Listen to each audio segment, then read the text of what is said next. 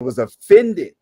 The Bible says Yeah. they was Yeah. offended at him when they realized who he was. At first, they was fascinated by his teaching and his Yeah. wisdom and everything. And then all of a sudden, wait a minute, is this not the carpenter's son? Is not his mama Mary? Is his sister? Mm-hmm, Yeah, mm-hmm, it mm-hmm, said because mm-hmm. of that, he could not perform a lot of works. But the thing that caught me last night, what I was sharing, in spite of that, he kept teaching. He said the Bible said he went to the villages teaching. Yeah, he Not, did. not He so did. much caught up in the miracles, but he was Yeah. focused on teaching. Teaching. Mhm. Yeah.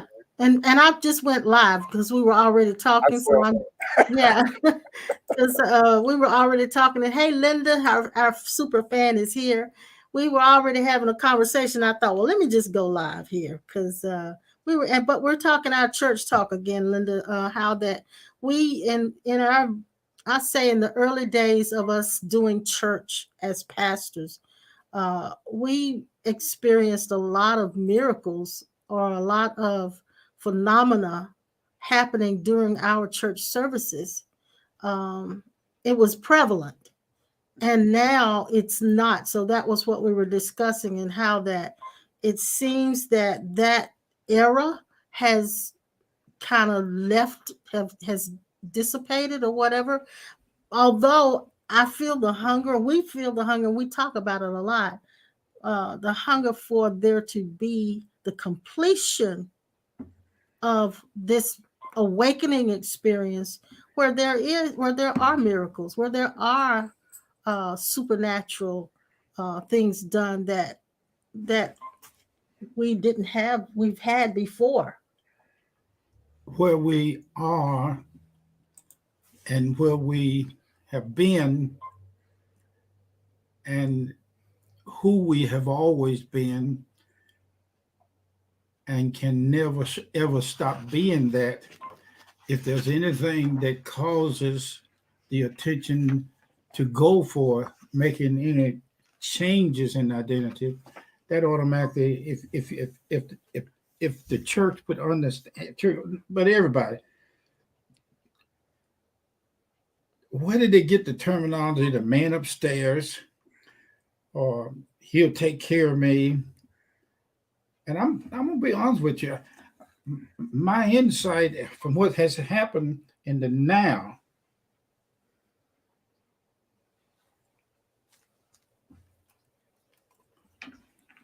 I just saw something real. I can't finish because it's cutting across my conversation. I saw you, some of you guys out there, but I saw you right then, Who, Pastor Norman? Pastor Norman. I saw you. It just exploded. Boom. You were facing a wall.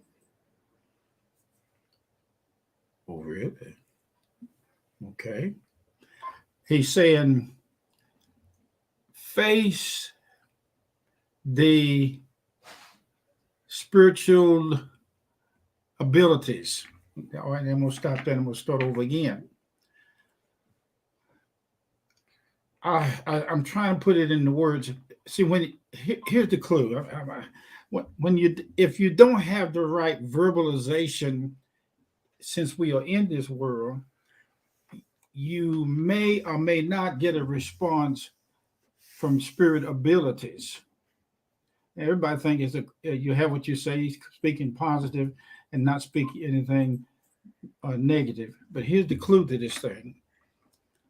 When we come to a full awareness, not we, but who we are, fully aware of itself, with or without the ego, there comes an ability to accompany the I am who we already are, he being us self. Wow, that's a good one. I like that. It made me act like a little boy. I'm talking to myself. But anyway, um, the my research for 50 years has always been is if you are a Jesus or a Christ or I don't care what religion you are, what part of them that decided not to manifest the love that God is, and then some others choose to manifest the love that God is. Okay, I'm saying a whole lot here now, but I'm on. Where are you going with Yeah, let me stay with me because I we're with you. I want to share something with you that for all of you to see that a bird is not flying because they found out what their special abilities are. A bird in a first person, first letter being is the flight potential and is the flying.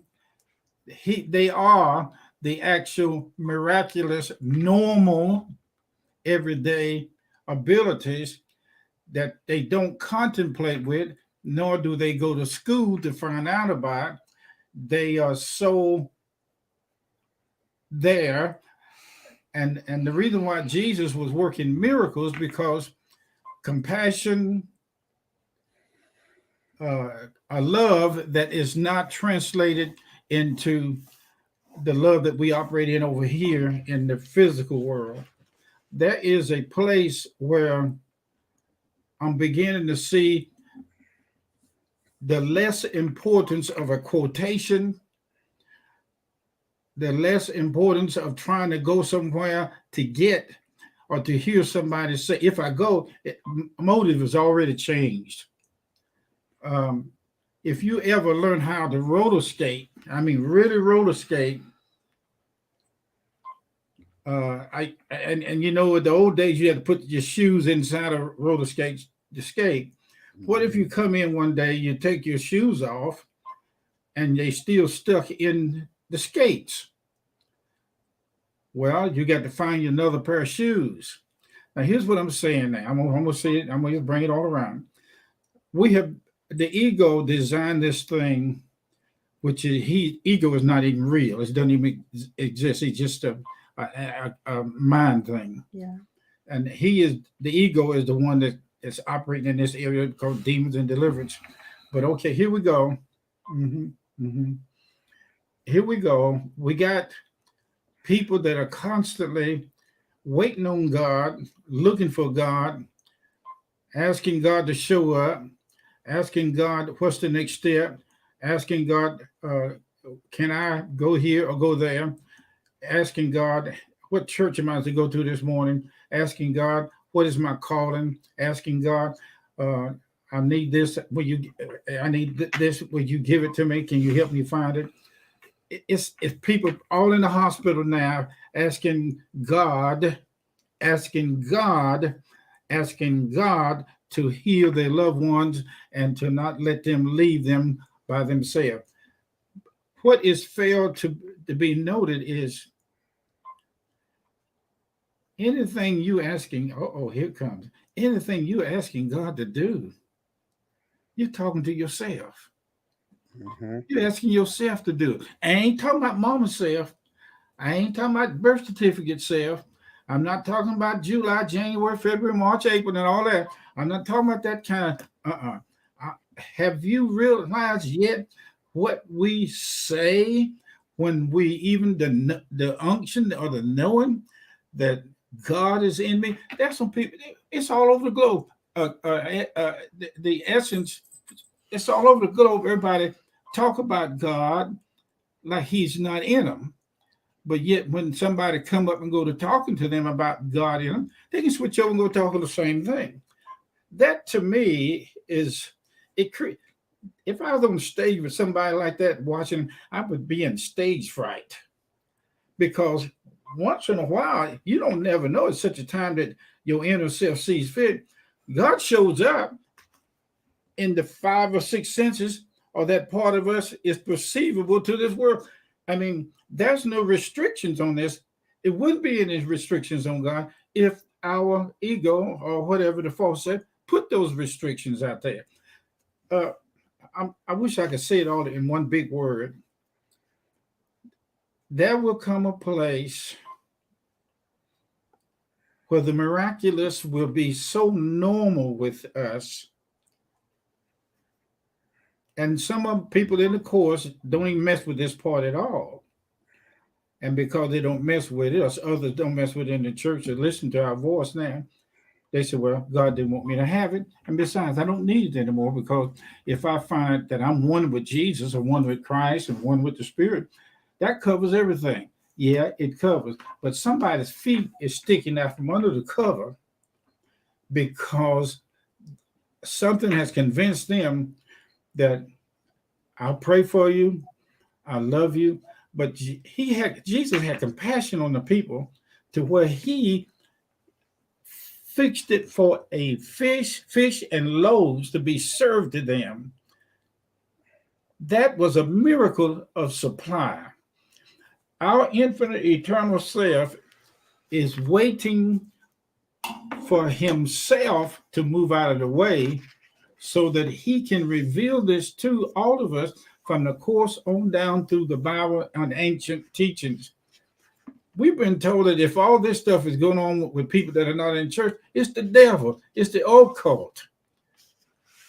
How many times has a mother or a father had a sick child, and the very thing they do when they get to the child, they give them something, if they're breaking out with their feet, I'm going to show you what they do. I'll show you what we do.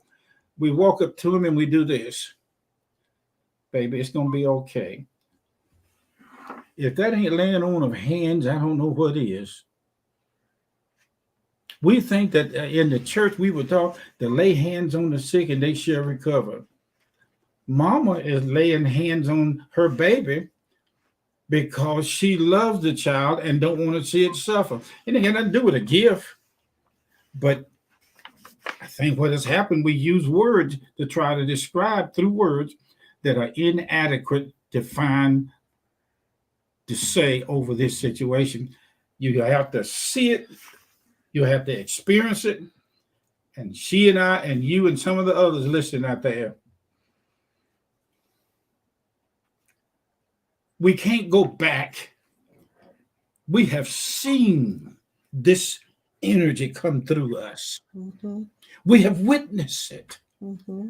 And the thing that the dog eat dog thing that has bothered me, if there's such a thing as bothered, what in the ham sandwich are these people looking for that is already there?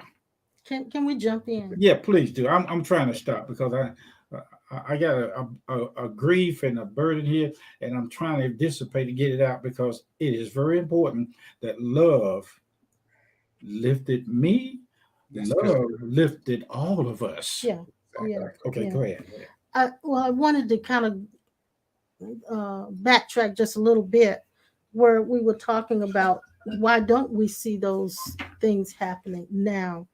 And one of the things I think has taken place, and I think there are many reasons why, exactly. as we've said, the times we live in, the fact that this is an informational age, because there's no place, there's nothing that you can't discover on your own now.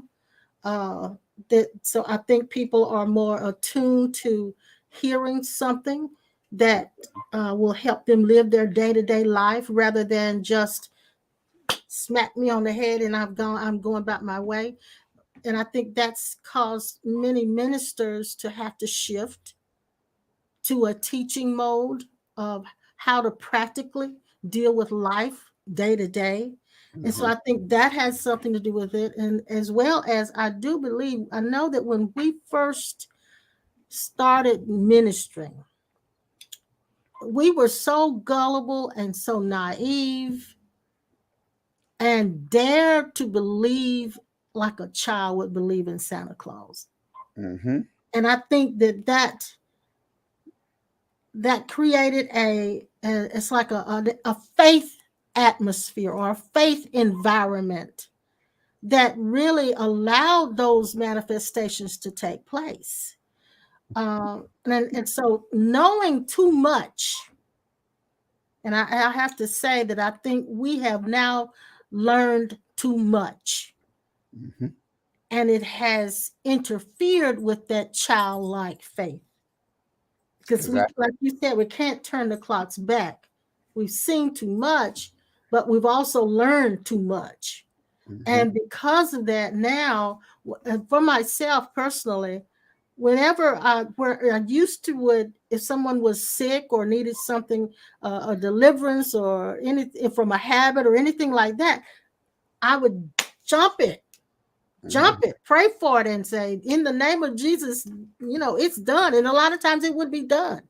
Mm-hmm.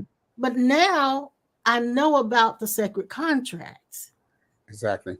And that people have a contract, a script that must be fulfilled, just as Jesus had a script that had to be fulfilled, and that certain things are destined to be in that person's life. And I can't pray it away. I can't miracleize it away. That's a new word. Miracleize it away. I can't I gotta write that I down. can't do it for them, because there are things that they're destined to go through. But the perplexing part of it is I don't know their contract. Exactly. And so do I move forward in trying to fix it the way I know I can in my own God's self ability? Or do I sit back and watch and let it unfold as to what that person has to go through? That's a real question for me. That's good. Yeah, that's a real question for me. And I, go I, ahead, Pastor Norman. I like what you said concerning the sacred contract, because even in scripture, when certain events that happen during the ministry of Jesus, when people was healed and blind eyes was open, deaf ears was open, and so forth and so on. Remember, because of the sacred contract, Jesus knew in advance that he was going to have these encounters, because he said all these things was happening so that the Father could be glorified. So he knew in advance that they were, before he came up to the blind man, that this was part of that sacred contract. This event would occur so that the Father could be glorified. And so a lot of people don't understand that. Even when Lazarus had died, he knew about that in advance so that the Father could be glorified. And so if we look at this example, and we talked about this last week, that in St. John chapter 10, he said, I do all these things in my Father's name.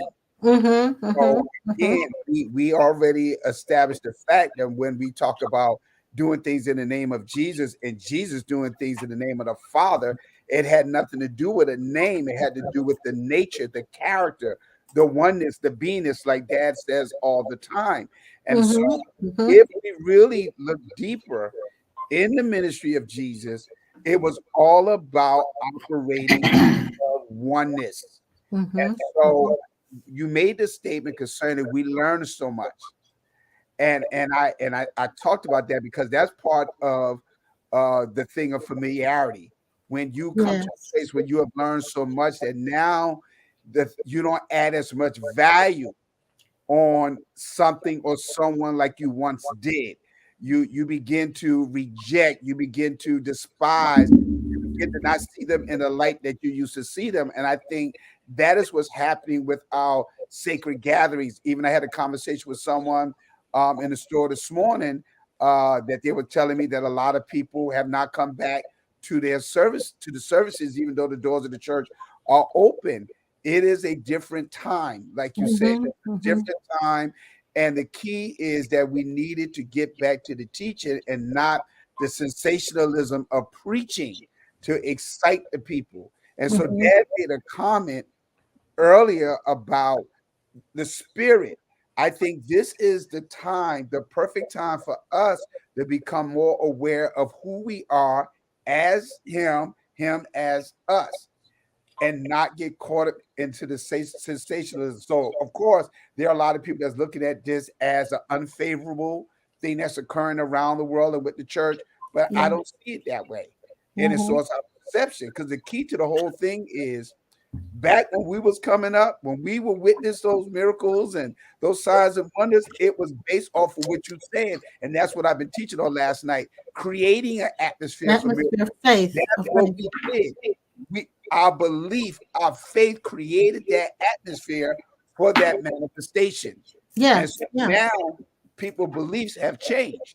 Yeah. Can we get back to that? And I remember there's a scripture in You used to teach this all the time, Pastor. Mm-hmm. In Jude. Jude doesn't have but one chapter. Chapter. So let me see if I can find it quickly. And it says, and it's this part right here in the 20th verses, but you, beloved, building up yourselves on your most holy faith, praying in the Holy Ghost. Mhm. Okay? Building up yourself on your most holy faith. And there's another scripture where it talks about it's the third verse where it says, beloved, when I gave diligence to write unto you of a common salvation, it was needful for me to write unto you and exhort you that you should earnestly contend for the faith which was once delivered unto the saints. So it's like there's this contending, you call it spending yourself. Yeah, spending your It's like there's this using in the function, beginning, energy. there was this willingness to spend myself emotionally and physically in order to see that miracle happen. Mhm. Over the years, and I can't say why, but over the years, that willingness has waned. Exactly. And so Exactly. it's like, in order for me to go back, if I was going to try to recapture that same mode, I would have to contend, because there is a sense here of, I don't want to put out that much. I don't Mhm. want to work that hard. And there should be another way to do it. Mhm. And there's all these different things that go through our minds that block us from doing it. And Mhm. talk back at us. Linda says faith does not question, faith knows. And there have been times, and that's true. There are times though we know that my human faith only goes so far. Exactly. But uh, there is a gift called the gift of faith. And when that hits you, you do know. And it's like it's absolute. I know this is done. I know it. So you just move accordingly. And it's funny that you mentioned that gift of faith, because a lot of people don't understand when the gift of faith is in operation. And I could give a good example. The centurion soldier in Matthew chapter 8, when he came to Jesus on behalf of his servant who was being tormented grievously by palsy. Mm-hmm. The centurion soldier came to Jesus and he explained what was going on with his servant. And so Jesus said, sure, he'll come to the house. But he said, no, Mm-hmm. no, you don't have to come to my house. He even made a statement that I'm not worthy for you to come under my roof, which is an indication, Mm-hmm. because he was not what we would call a Jew, or he was a Roman centurion soldier, an Yes. officer. But he Yes. understood the supernatural by making a statement that he was a man under authority, that when he told one to go, they would go, one to come, they would Mm-hmm. come. Mm-hmm. He recognized and perceived that Jesus was more than a natural man. He was a deity. So he understood that Jesus operated in another dimension that we call the supernatural. And so he told Jesus, all you have to do is send the word. That's it. You don't even have to be there, go Yeah. there. You have Yeah. to send the word. And the Bible said that Jesus made a statement. He have never seen such great faith in all of Israel. So that faith that was in operation was for, not for the centurion soldier himself, it was for his servant. Yes. Now the question is, are we not deities? And that's the point I want to make. We are Yes. deities, and that's why y'all been sharing over and over and over about this oneness. I personally believe that one of the reasons, once again, that we are not experiencing the manifestation of miracles like we are accustomed to is because we got so far away from who we really are. We've allowed religion to trick us to the point that we have got caught up into sensationalism, emotionalism, and we have not grown in that real identity of who we really are. And I think, as far as Dad, you can jump in whenever you're ready. I know for the two of us, one of the things that took place as well is when our eyes came open, when our eyes actually came open to who we are versus who we are not, we realized that a lot of the things we were doing ministerial wise in performing miracles was initiated by an ego that wanted us to feel as if we were special. You know, in our day, when we came along, and you remember this because you're old enough to remember this. The term "a man of God" was very, very dominant in our circles. This is a man or a woman of God. It still is. And the man of God can get it done. The man of God can touch God for you. And so that was very prevalent. And so the ego had a heyday in trying to be that man of God or woman of God who could bring miracles to people. And we still, even at the age that we are now, we still have people calling us from our past that want us to be that person, don't we? Mm-hmm.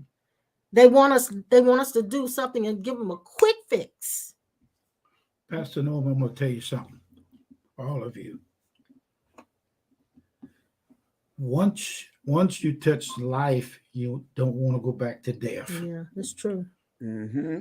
I bear my heart and soul to you because of the infirmity of my hearing and all that stuff, trying to walk. I become very sensitive to tears, water dropping out of my eyes. Cry very easily. I don't have the hold back like I used to when I was younger. Yeah, you cry really easy. He does. But here it is. In the crying, I'm talking. It's a prayer. I'm talking. Mm-hmm. Mm-hmm. If you ever had one of these events to take place, Inquisition and says, "How did I do that?" Then the ego said, "I had nothing to do with it. God did it." But all the time, it felt like it did. This is what baffles me. If God is you inside of you, Mm-hmm. has He changed? Has He lost His courage? Now listen to this. My mom was. I sat with her month after month until she finally got to that point where we had to tell her to leave. She wasn't going to leave. She was holding on. She didn't want to leave.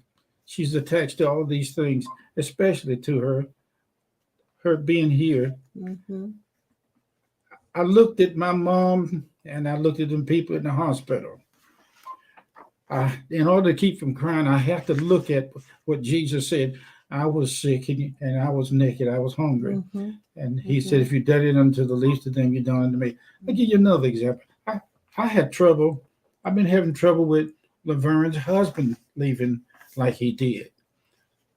Miss Essie, a part of our church. Without us being able to do something for that. Right? And in the cross tracks or the crossroads, I've seen the miracles take away things like that. And I know I was the one. I'm fully convinced that we were Christ inside of Jesus' body 2023 years ago, whatever it is.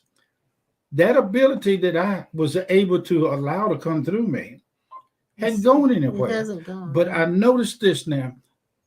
When I see a man or a lady walking and one leg is shorter than the other, I stop and look at him. When I see a lady walking with a cane, I stop and look at him. Mm-hmm. And to stay out of frustration, I say to the God that is us all, essence, what's wrong with you, man? I know the scripts and the contract may call for this, mm-hmm. but I want to find out how to. I thought one time I could stop cancer, and I did. At one time, we believed that. I did, and we did. We did. We stopped it.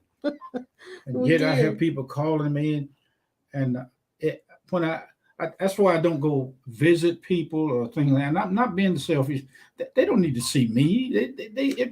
And that's my point exactly. Yeah.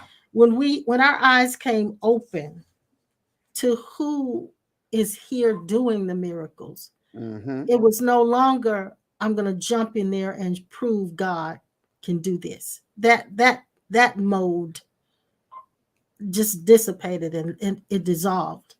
And then there were the times I remember Catherine Kuhlman. You remember her, I'm sure, where she came up in the ranks of the faith healers, and so everybody was told, if you have faith, God will heal you.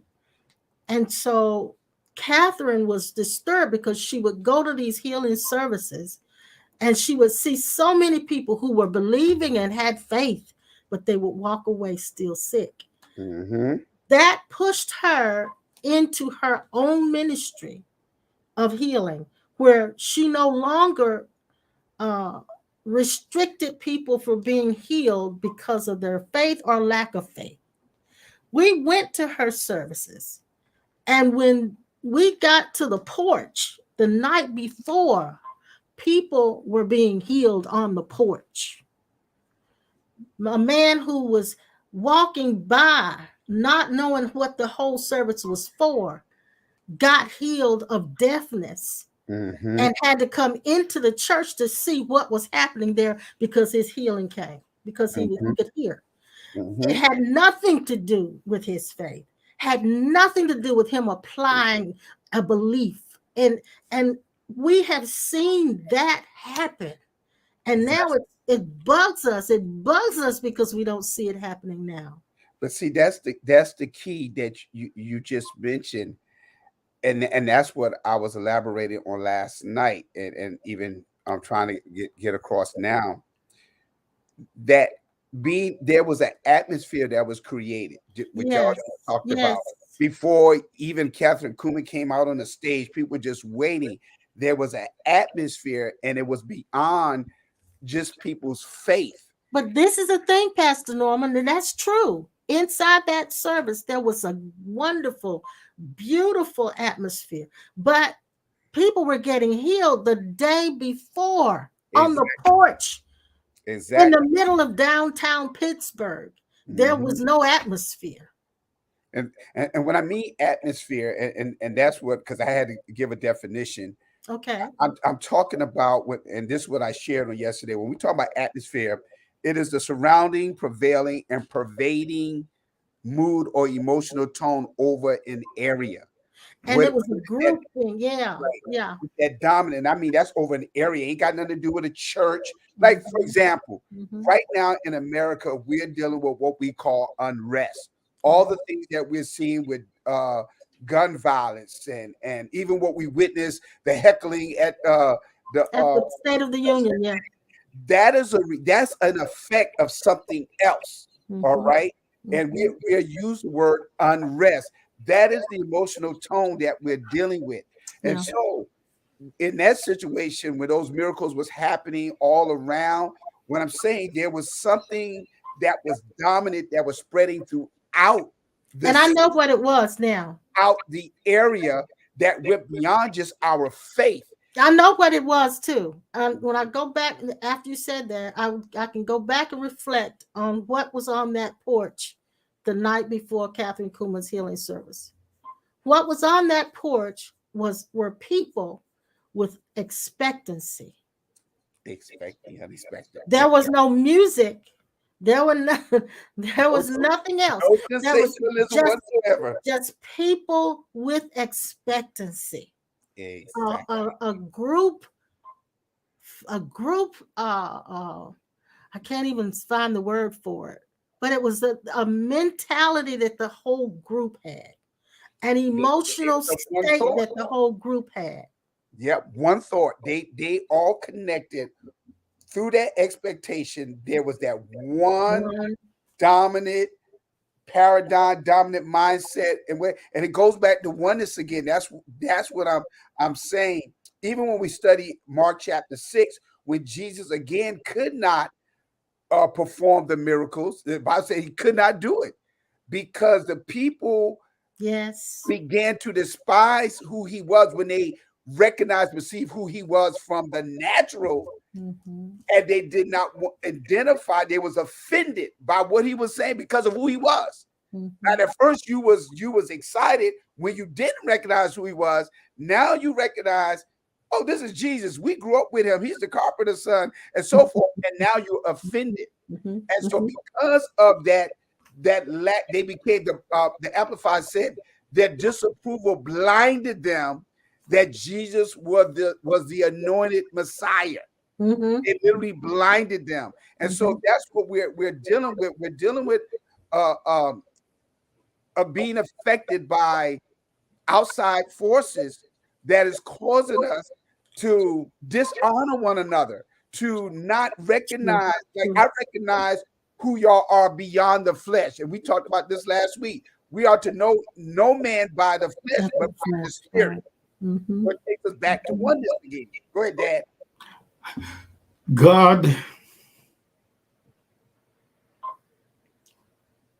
going into himself.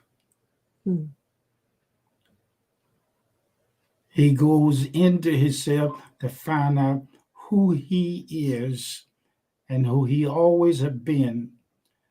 But in order for him to find himself, he has to go into us self. God going into himself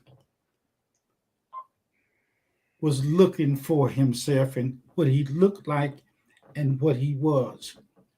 He got inside of himself and turned around and looked at himself. And when he did look at himself, he was most surprised in playing the game. He turned and looked at himself. And he was me. He was you. I said, wait a minute. Who is this looking for himself? He says, I am. Well, I said, well, who are you? Who's the am? He said, you. And I said, well, what did you find? He said, I found out where I was. He said, and it was said to him, who was you? He says, I am you, and I've been searching for you a long time to where I can see how long it's been since I recognize myself as being humanity or us. He said, just recognizing. He said, I'm not looking to get rid of anything. He said, I want to see myself as you. I'm on a quest, and that quest is come to an end, and it will be for all of us. I want to find out who God forgot himself, and now he's remembering back to who he is as us. And the question is, from the Christ standpoint, how long have you been us and we have not known it?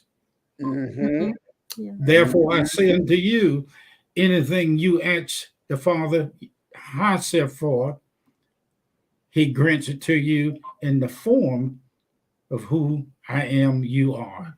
The hunger and thirst for God could come in a different way. It could be an ego seeking God just to tell people that he saw him, or either way you go, whether the ego is there or it's tainted with a smell. God, I'm going to tell you what the settlement is with you and us. God has settled himself. I'm telling you, days are getting longer, nights are getting shorter. I'm telling you that I want to fully aware myself, fully move my consciousness, awareness around to where I can be you without your mind jumping in and out of gear, trying to interfere with this ego self about you can't be God and God can't be you because you're too much your mama's and your daddy's son. It's still a mixture there. But the mixture is you know what's so awesome about this? When God finds himself as us, he says he said that is his fulfillment. Yes. Yes. He is Yes. completely made Yes. whole. Yes. Glory Yes. be to God. Yes. He is completely made whole. And each of us, once he say, I done found me. Mm-hmm. I want to say this too. In my coming to the knowledge of who I am, I've realized that there are two modes that people get in when they're seeking God or when they're seeking anything spiritual at all. There's the way of devotion, where you worship your way into the presence of God. You spend time alone with God. You spend time alone praying and whatever, communing. And then there is the way of the mind, where you seek the knowledge. You seek knowledge. And I dare to say that I believe that this time that we're living in is the time where people are seeking with their minds. Exactly. And it's very, very difficult to experience God with the mind. Exactly. Never ever. Once you Only find with it, the heart. once you find out the Nazarite secret, once you find out as a blind Samson, you pushed a wheel in the grinding meals place, and then you woke up with your eyes blind.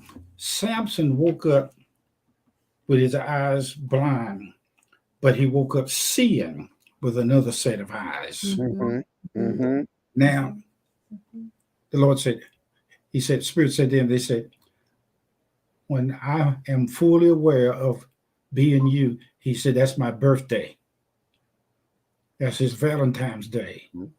That's real Christmas. He said, this is taking place. I hear Him saying inside right here, I welcome you into this because it's me finding myself. Yes. This is not to be taken wrong or right. Yes. For years, I've gone through every person, thousands of them. I look at the football game that's going on. What's going on in the series? Super Bowl. Super Bowl. Oh, you talking about that happened this past Sunday? The Super Bowl. Okay. I am thousands of beings sitting in millions of beings sitting down watching people run across the field, and I'm there. I'm doing that too. Mm-hmm. Okay, here's the baptism of the Spirit. It is fully awareness. If you're not aware of it, it don't change anything. I'm trying to fix this thing so you can go to the bank and withdraw this thing out and not be particular about how much you got in your savings. And that's where we were talking about this yesterday, how that the grace walk is, I don't want to hear anymore anybody tell me something I need to do. Yeah. Putting another condition on me who is already under conditions. Mm-hmm. That is burdensome. If you're already burdened with conditions to be met, you don't need another one to try to measure up so that you can get what you need. Exactly. So it's like we've got to learn to fall back into the arms of God and allow grace to let these things happen. Not make them happen, but let them happen.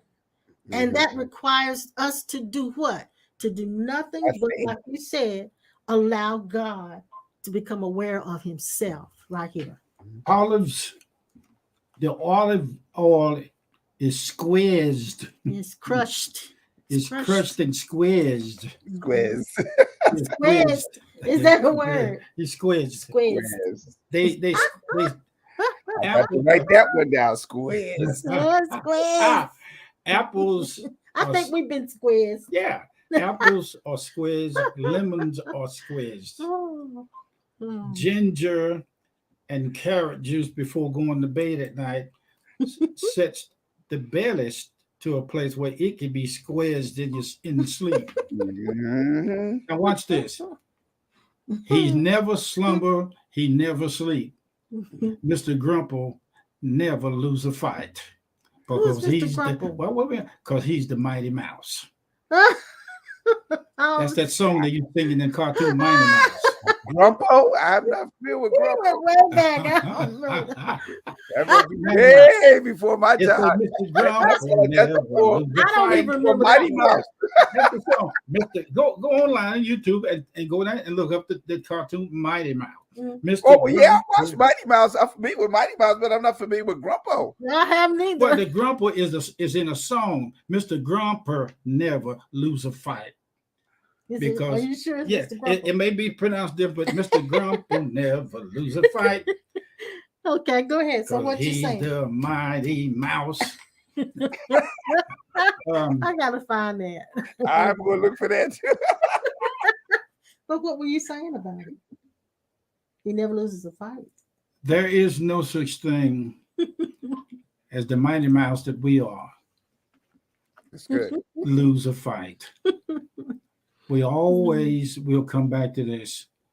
Let me say this right quick. I got to quit and say this. You gotta quit and say this. I felt like I lost everything. Yeah, you do. Oh, yeah. Who that I is. I don't even care anymore to try to figure out who it is. Mm-hmm. My wife, her skin, and yet she's never lost a bit of her essence. I lost my building. It seemed like lost Congregation. my congregation. Now Your hearing. my hearing, and then Now your mobility. my mobility and all that.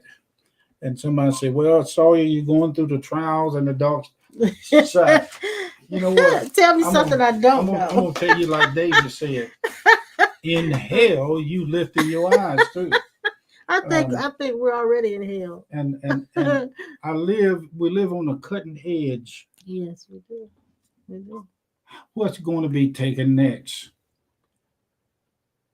I would talk to a lot of people on the phone, Pastor, and you guys, when they call about, I need you to pray with me and healings and all that.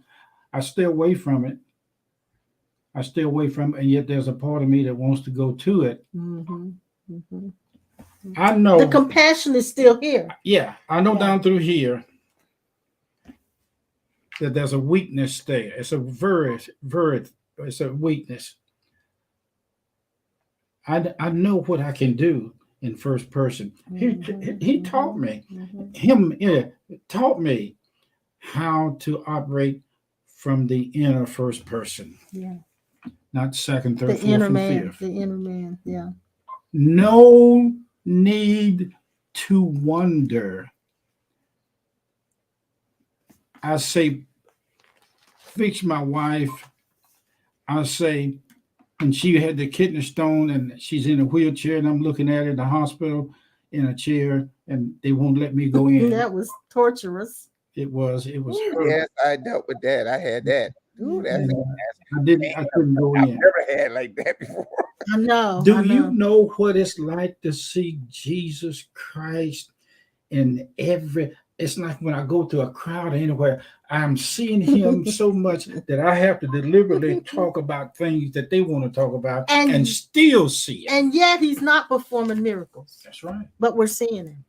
And still seeing him. That's the thing that because I was just waiting to give an opportunity.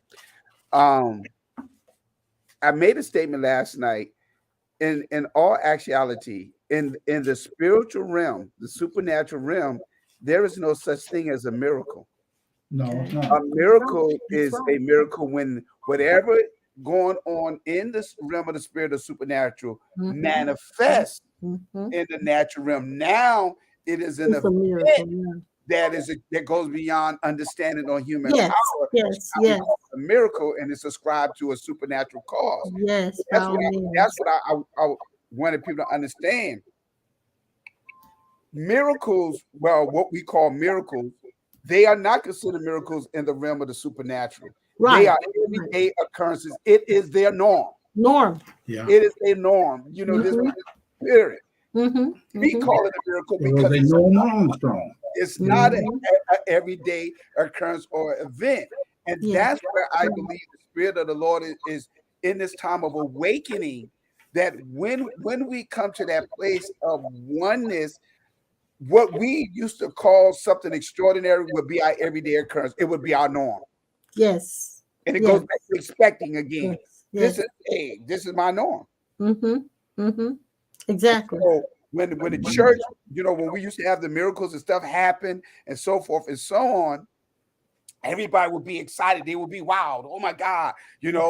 I know that bowl. One of the reasons why so many people was coming to bowl was because of the prophetic gift that I had. Everybody wanted a prophecy, whatever, and so forth and so on. But that has to come to a place where we go beyond that.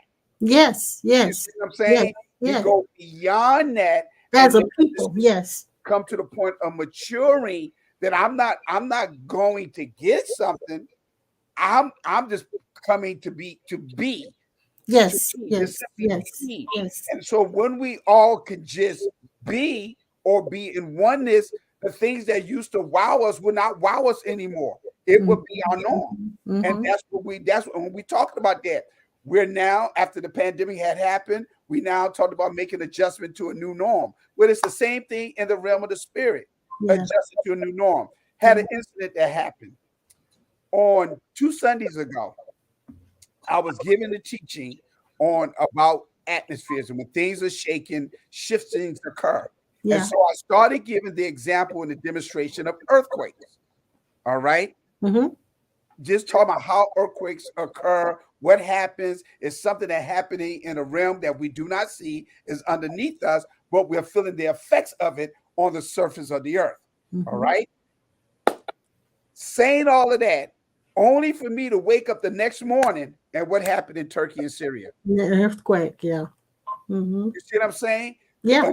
Again, not realizing I was speaking and teaching from a place of awareness that true essence of who I am knew what was about to happen a few hours later. I didn't hear that. Yeah. And that is what I call a wonder. And so oftentimes we miss that. We miss the wonders, not realizing that in itself is a miracle. Now, Linda's chiming in. She says a miracle is a name given by those who have no faith to the works of faith. Yeah. And I love that. Yeah. James says you were right about Mr. Grumple. It's the original Mighty Mouse theme. That's right, Mr. Wow. I'm not familiar with that. Mr. Grumple never lose a fight. Because he's the mighty I have to really go back and research that. Is it on the sea or on the land? Something like that. It say he always they changed the song. So they changed the song. In my time, they changed the song and they removed they did? Yeah, because I don't hear Grumple in the song. Well, it was the original. We grew up on Mighty Mouse. Yeah, bro, James, give me a call. I need to talk to you anyway. But the Lord. This has been a great conversation today. I think we could go on talking about it. I don't know. As I'm talking to you today, Bishop, I don't know why. I don't know how I would do it at this time. I see myself standing on the floor with you down there, but I don't know why. I don't know how this can happen, but I see I'm standing down there, and I see you there with me in that place where you are, and I'm talking to him. And I told him, I said, I want to introduce you to the Christ in you. Yes. How many people Christ is That's them the greatest miracle. Christ is them in them himself. Because you just confirmed my next series that I'm working on, the revelation of Christ. Oh, here's a revelation to be seen. And see, that's what's happening. Because of course we talked about that when we make reference to the fivefold ministry gifts. There is I don't even want to use the word gifting because it's hard to even give a word to describe. But there is a dimension or a realm or whatever, a place of beingness that goes beyond the fivefold ministry gifts, and it's the manifestation or the revelation of Christ. Walking in his oneness, and that's why again. When in Mark 6, when they realized who he was, and I want to read it out of the Amplified, it says, and they were deeply offended by him, and their disapproval blinded them to the fact that he was anointed by God as the Messiah. Yeah. Yeah. A lady asked me, Blinded them. Yes. Yes. Yes. Bishop, a lady asked me, I was in the grocery store. James said there are 3 versions of the Mighty Mouse song. So Oh, that's really? what I thought. That's what I thought. I hadn't heard. I didn't know that. Yeah. Okay. The lady said I to get the ready to check store. out what I bought, and I looked at the little lady there. Something she said that sparked up um, about how long I've been married. And I said, well, how long you been married? She said about 4 or 5 years, maybe. And the other lady sitting beside, I said, I turned 75. I'm going 76. No, you're 75. You're I 70, said, you're 74 now, and you'll be 75 in November. I thought I was already 75, lady. What you talking about? Are we both the same age? I'm older than you. Yeah, you just turned Yeah, 16. you're already 75. You You're just turned right. You're 16. right. You're right. You're right. Because I turned 75 in You July. better come on back. um, So you said you were turning 76. no, I don't know now. I know my business. You know you're getting old. You don't remember how old you are. All right. You gonna sleep in the other room tonight or No, something? I am not. Yes, you will. No. Hey, look. She said, "Well, how long have you been married?" I said, "I've been married 54 years. Give or take a little." They like to pass out. That long? I said, "Well, the only good marriage is a good one, and the only bad one is a bad one. That's it." And why'd you bring that up? I don't know. All I know is that Well, we were talking yesterday. Let me see if I can trigger your memory. We were talking yesterday about how we're constantly meeting people who we don't know, strangers, but there is some kind of kindred, intimate bond that's there. Then when we meet them on the spur of the moment, there is this connection. And like you were talking about. So, and we're running into that a lot. And so I think that Christ is recognizing himself in other people. Exactly. And that was the other part, because when we talk about familiarity, we oftentimes focus on the negative part of familiarity in the church. All right.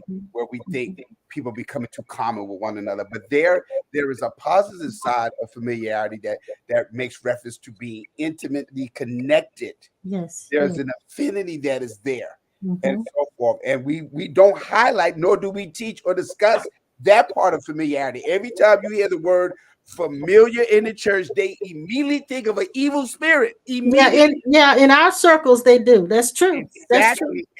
And I'm like, no, there's two sides to every coin. And so again, we focus so much on evil and wickedness and sin, and the people are becoming conscious of that, and that's why they're losing their touch, or their connection with who they really are, which is God in us, as us. And so again, I think there's a revolution that's happening, that a lot of these things are being shaken and destroyed so that man can re-evolve.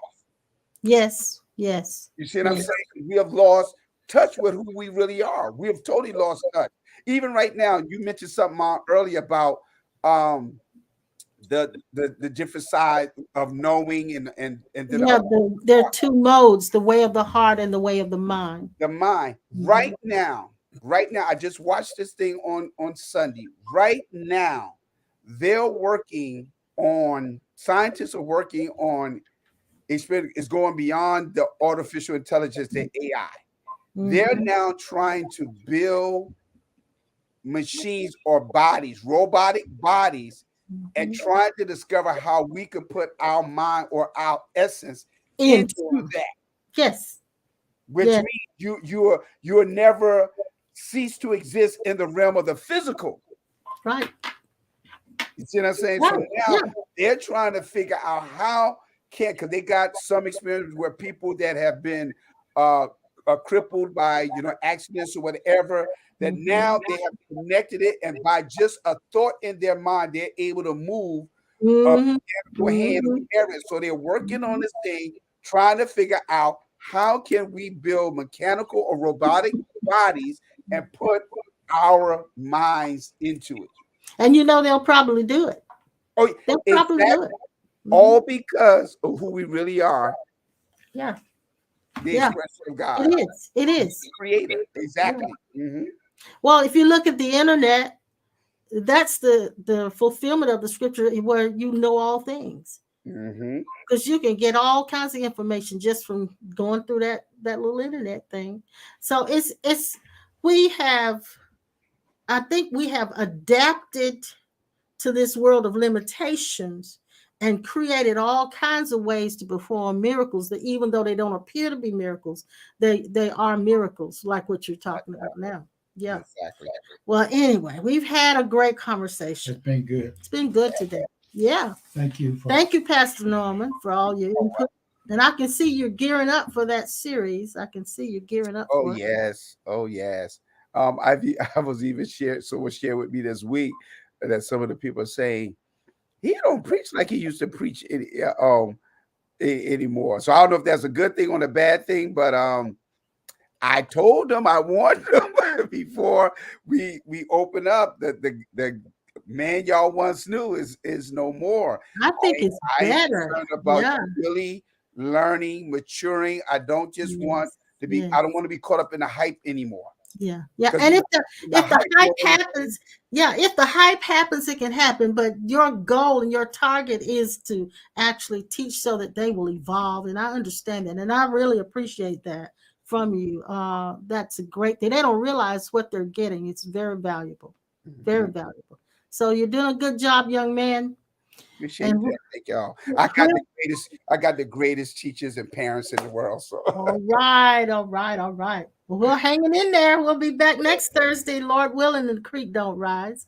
And we both will be back on Sunday. Pastor Norman has his service at 11, and we have ours at 10 on Facebook and YouTube for us, and on Facebook for Pastor Norman. So hope you can tune in, you guys. And those of you who are not commenting, we're glad you watched us today, because I know some of you are there and you're just not saying anything. And thank you, Linda, for being our super fan and giving us all those wonderful scriptures and things you put in there. And James, we thank you for telling us about Mighty Mouse. Yeah. You may call, Brother James. I need to talk to you. And Van, we love you, sweetie pie. We love you, sweetie pie. And Marie, thank you guys for showing up today. We're going to come back next time, and we'll see you.